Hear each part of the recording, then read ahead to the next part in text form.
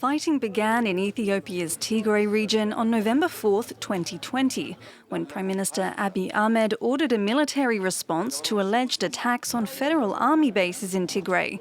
He blames the regional ruling party, the Tigray People's Liberation Front, but they deny responsibility, calling it a pretext for invasion.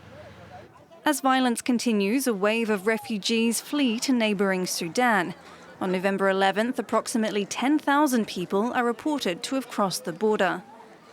Rejecting international mediation efforts, Abiy says tanks are advancing on Tigray's capital, Mekele.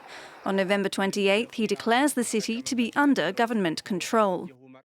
I'm pleased to share we've completed and ceased the military operations in the Tigray region. Our focus now will be on rebuilding the region and providing humanitarian assistance while federal police apprehend the TPLF clique.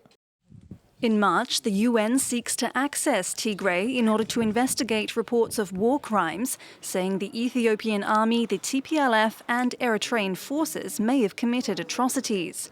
For months, both Ethiopia and Eritrea deny the involvement of Eritrean forces in the conflict, but on March 23rd, Abiy admits Eritrean troops had crossed into Tigray and suggests they may have been implicated in atrocities.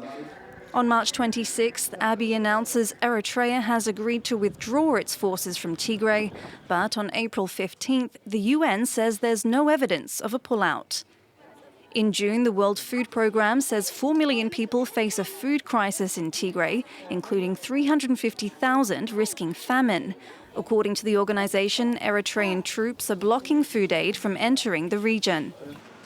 On June 21st, Ethiopia holds parliamentary elections, but with fighting still ongoing in Tigray, voting there is impossible.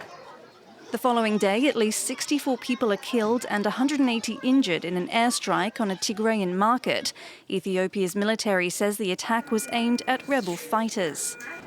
On Monday, in a turning point in the conflict, rebel fighters enter Mekele, while the region's interim government flees.